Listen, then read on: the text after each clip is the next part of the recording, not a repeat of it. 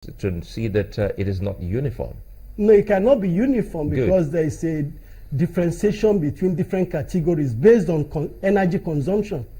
I will put in that into perspective when we talk about some of this, because I'm looking at the category.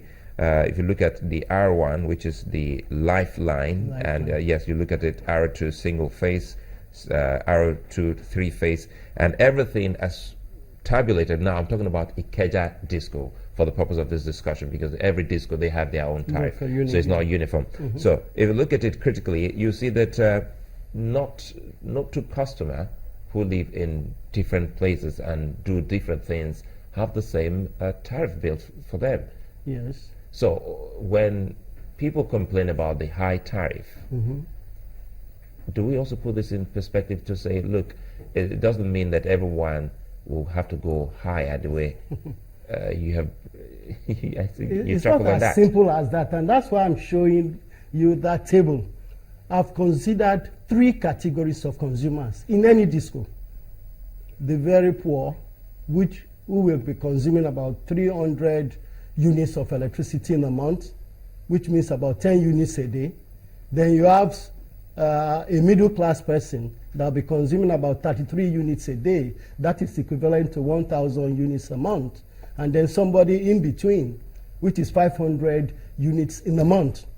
When you look at how it has affected the pricing, their bill on a monthly basis, what you will discover is that there is a responsibility.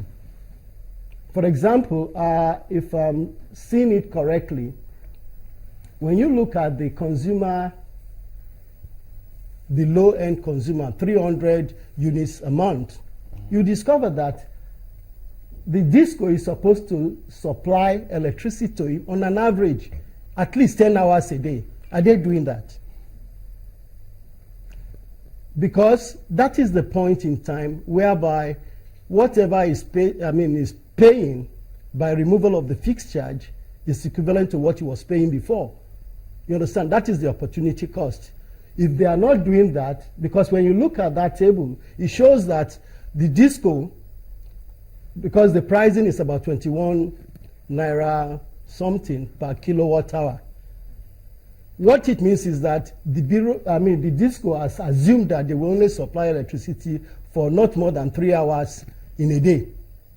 I still charge. And they will still charge the person. And as such, the guy will be paying more. If you look at that, because the present tariff is much more than what will have happened if there was a fixed charge. You understand?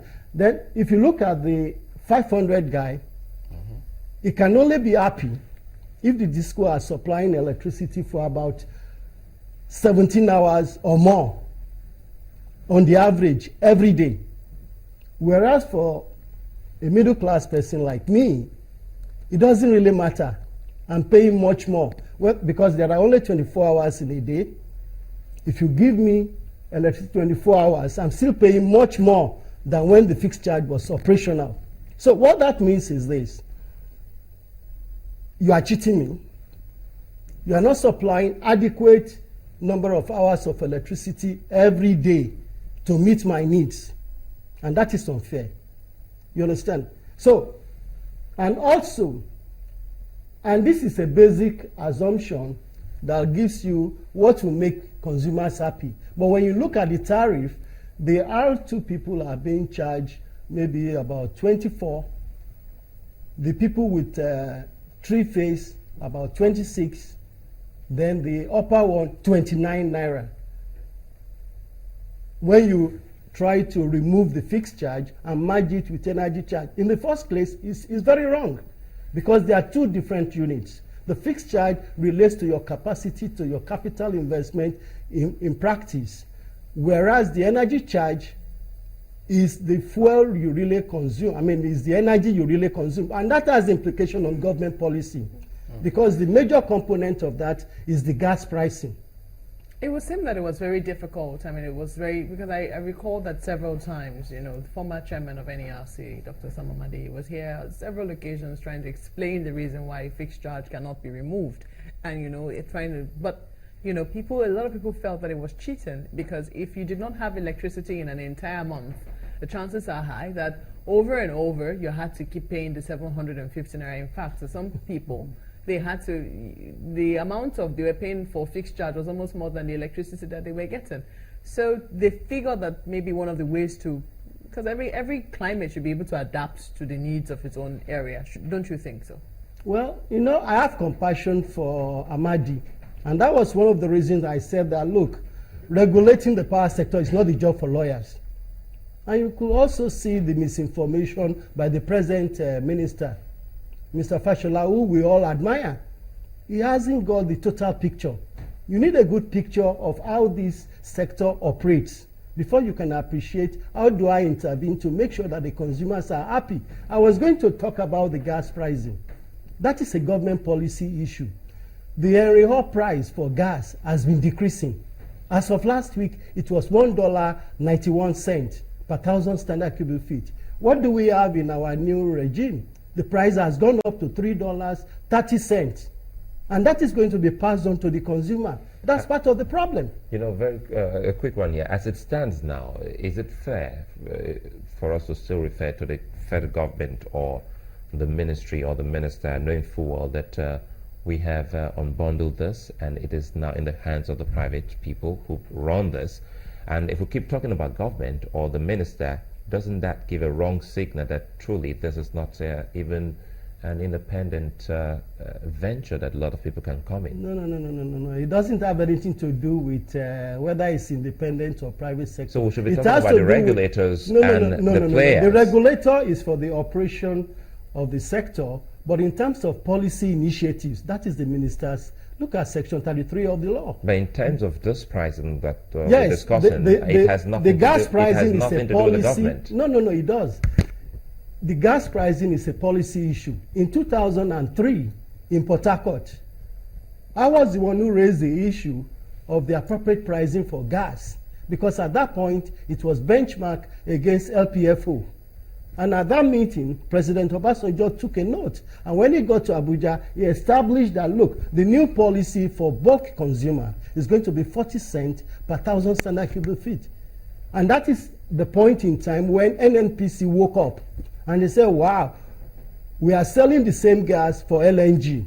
So they now came up with export parity pricing model, whereby you compare the price of gas to the bulk consumer to what, like FOB Nigeria, what you sell for LNG. And that gave us a pricing that will have lasted up to 2017.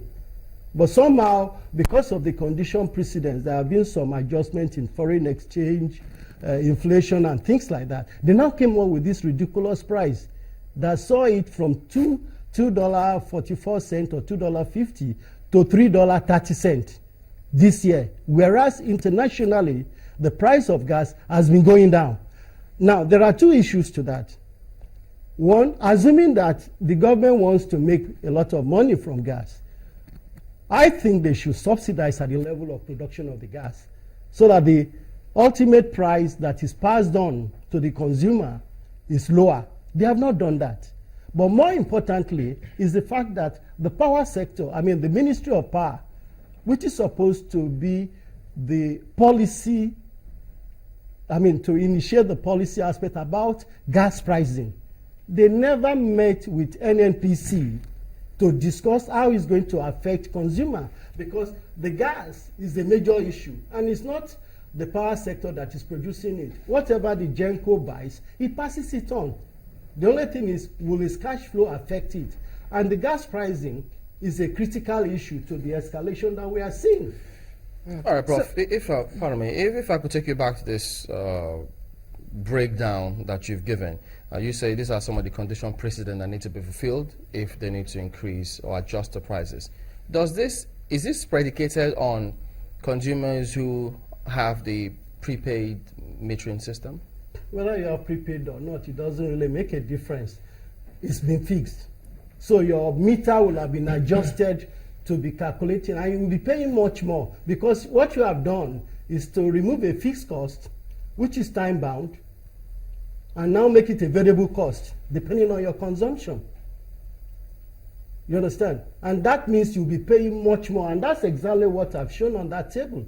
When you look at the table, you see that the only condition under which the DISCO will satisfy you, they are not meeting it. They're supposed to supply you electricity for much more hours on the average every day throughout the month. And they're not doing that. Part of the argument that was out there is that, look, we don't even know what we consume